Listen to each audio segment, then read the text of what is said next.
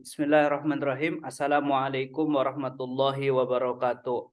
Alhamdulillah wa syukurillah wa salatu wassalamu ala rasulillah Sayyidina Muhammad bin Abdullah wa ala alihi wa ashabihi wa mawalah. Wala hawla wala quwata illa billah. Amma ba'du. Yang kita hormati guru kita semua Buya beserta keluarga, yang kami hormati para perindu kemuliaan, perindu majelis ilmu. Mudah-mudahan ilmunya bermanfaat, diberi pemahaman yang benar, diberi kemudahan mengamalkan ilmu. Baik, kita lanjutkan silsilah fikih praktis. Di kesempatan yang lalu kita berbicara tentang bab toharo. Insya Allah sekarang dan selanjutnya kita akan bicara bab sholat. Bab sholat ini kita harus tahu tentang masalah definisinya terlebih dahulu. Apa itu sholat? Sholat itu adalah secara bahasa doa kebaikan. Namun secara istilah sholat itu adalah ucapan yang dikumpulkan dalam satu rangkaian gerakan atau pekerjaan yang diawali dengan takbiratul ihram dan diakhiri dengan salam. Itu sebuah definisi sholat ya. Doa kebaikan itu secara bahasa. Secara istilah, ucapan yang dikumpulkan dalam satu rangkaian gerakan yang diawali dengan takbiratul ihram dan diakhiri dengan salam. Nah, setelah kita tahu definisi, hukum orang meninggalkan sholat itu bagaimana? Ini ada dua model. Yang pertama jumhur ulama, yang kedua bukan jumhur ulama. Jumhur ulama menurut madhab Syafi'i, madhab Maliki, dan madhab Hanafi mengatakan bahwasanya jika ada orang meninggalkan sholat, berarti meninggalkan sholat lalu meyakini sholat itu nggak wajib, berarti orang ini keluar dari keimanan, murtad. Hukumannya apa? Yang murtad ini hukumannya dipenggal kepalanya, dipenggal lehernya, dan tidak boleh disolati, tidak boleh dikubur di kuburannya orang Islam. Nah, yang kedua adalah jika ada orang meninggalkan sholat, tapi masih meyakini sholat itu wajib, misal meninggalkan sholatnya karena malas-malasan, berarti hukumnya dia itu melakukan dosa besar. Hukumnya dia itu melakukan dosa besar dan hukumannya sama, yaitu dipenggal lehernya, dipenggal kepalanya, tapi masih wajib bagi orang yang hidup untuk memandikannya, mengkafaninya, mensolatinya, dan mengkuburkan di kuburannya kaum muslimin. Seperti itu. Ini jumhur ulama. Ada dua model ya jumhur ulama. Ada yang murtad, ada yang hukumnya melakukan dosa besar. Kemudian yang kedua adalah bukan jumhur ulama,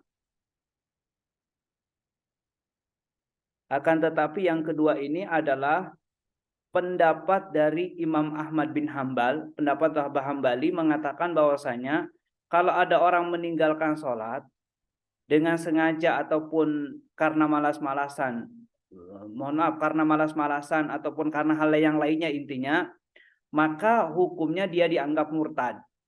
Dan hukumannya juga sama, dipenggal kepalanya dan tidak boleh dikubur di kuburannya orang Islam. Nah, hukuman penggal leher ini bisa ditegakkan dengan syarat dilakukan oleh seorang imam negara atau yang mewakilinya. Jadi ini bukan hukumnya orang per orang ya, tapi ini hukum imamah. Kemudian setelah itu dihimbau untuk bertobat, tapi sebelum dipenggal itu dihimbau untuk tobat terlebih dahulu. Jika tidak mau bertobat, maka baru hukum ini bisa ditegakkan. Tapi ingat, ini hukum pemerintah.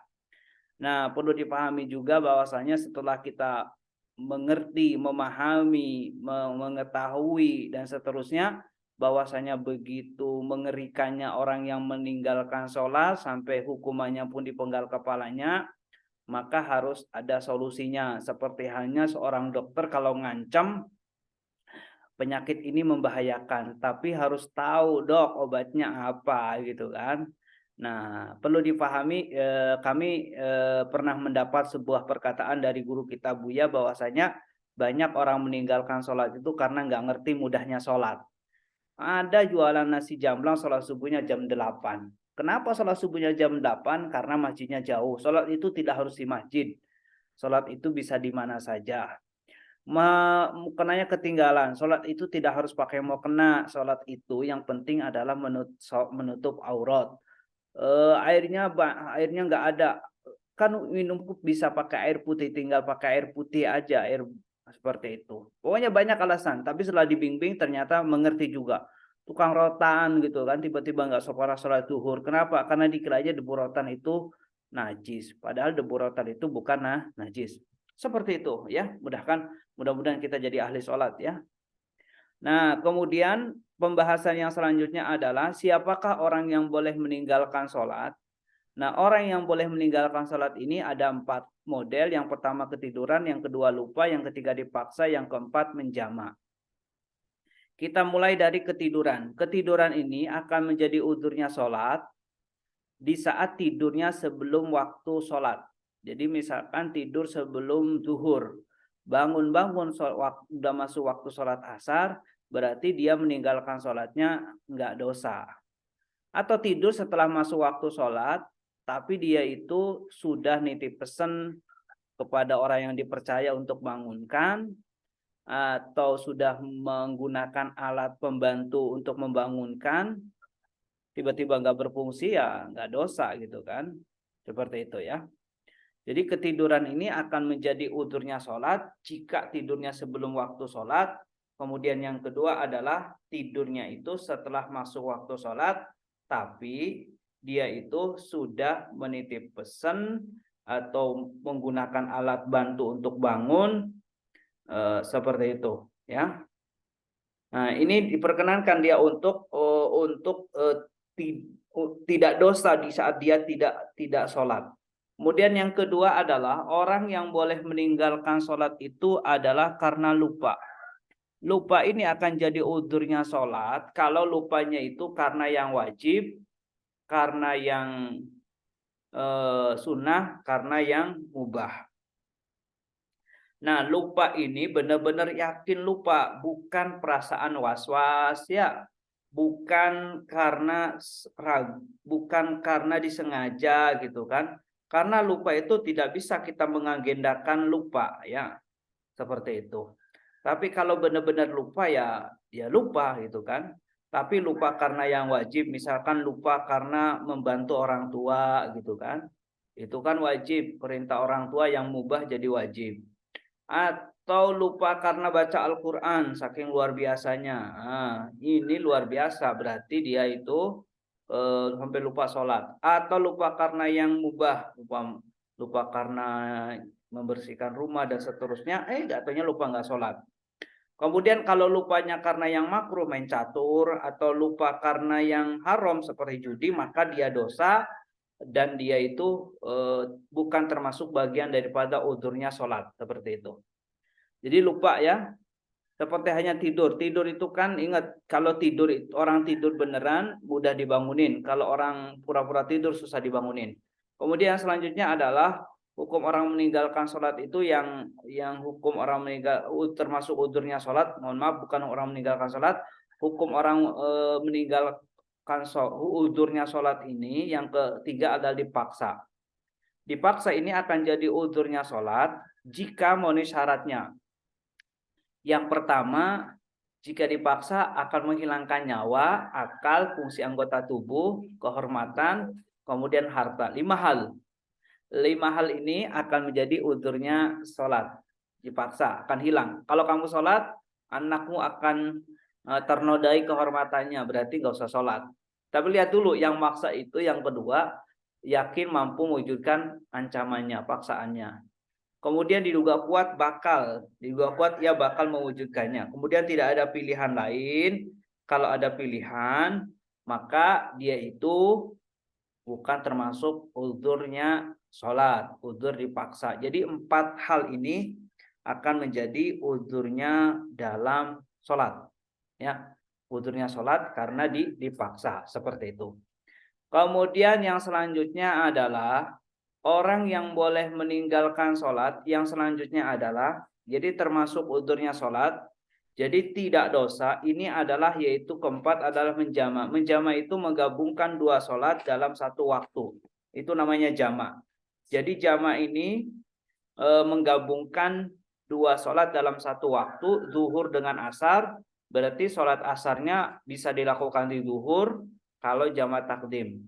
Kalau jama takhir berarti zuhurnya ditarik ke asar. Maghrib dengan isya, isyanya bisa ditarik ke maghrib, berarti dia itu meninggalkan sholat isya tapi dikerjakan di waktu maghrib. Nah, atau maghribnya ditarik ke isya, berarti meninggalkan sholat maghrib dikerjakan di waktu isya. Jika ada orang meninggalkan sholat karena jama, ia tidak berdosa, tidak wajib mengqadha sholatnya selagi terpenuhi syarat-syaratnya, seperti itu. Nah, jadi menjama ini ya, 4 hal orang boleh meninggal termasuk udurnya sholat adalah yaitu ketiduran, kemudian dia itu masuk dalam halnya lupa tiduran, lupa, kemudian dipaksa, kemudian menjama. 4 ini termasuk dalam hal orang yang diperkenankan untuk meninggalkan sholat. Diperkenankan meninggalkan sholat. Berarti di saat dia nggak sholat itu nggak dosa. Selain yang ini berarti dia itu berdosa. Seperti itu. Nah, kalau meninggalkan sholatnya karena uzur, gitu kan, maka gimana cara qadanya? Kalau karena uzur dianjurkan disegerakan ketika meninggalkan sholat dengan uzur. Tapi kalau bukan karena uzur, wajib disegerakan ketika meninggalkan sholatnya tanpa uzur. Yang tanpa uzur wajib segera, yang enggak uzur tidak wajib segera. Nah, mengqadha sholat. Qadha itu apa sih, Ustadz? Qadha itu adalah sholat yang dilakukan bukan pada waktunya sholat. Kalau sholat yang dilakukan pada waktunya sholat, itu namanya adza. Adza sholat dilakukan pada waktunya, qadha sholat bukan dilakukan pada waktunya. Dan mengqadha sholat ini diperkenankan kapan saja, termasuk habis asar. Habis asar itu juga boleh. Kenapa? Enggak diharamkan. Habis subuh juga boleh gitu kan. Enggak diharamkan. Kenapa? Karena sebabnya itu adalah bukan yang akan datang, tapi meninggalkan dulu baru dia itu qadha. Bukan qadha dulu baru meninggalkan itu kan. Meninggalkan dulu karena uzur baru dia kok qadha. Seperti itu. Nah, termasuk orang yang punya qadhaan sholat, maka usahakan dicicil. Jangan sampai dia itu tidak bekerja, tidak mencari nafkah dan seterusnya gara-gara dia itu punya qadhaan sholat. Intinya pahamkan kepada siapapun yang bersama kita bahwasanya sholat itu gampang, sholat itu mudah, dan sholat itu cuma butuh waktu yang singkat, nggak lama ya. Sholat duhur cuma berapa 4 rakaat wajibnya. Kemudian sholat asar 4 rakaat, sholat maghrib 3 rakaat, sholat isya 4 rakaat, sholat subuh 2 rakaat. Jumlahnya itu kan 17 rakaat. Kalau 1 rakaat itu 1 menit, berarti sehari semalam sholat itu cuma 17 menit wajibnya. Seperti itu. Jadi wajibnya cuma 17 menit. Kalau 1 rakaatnya 1 menit yang dilakukannya.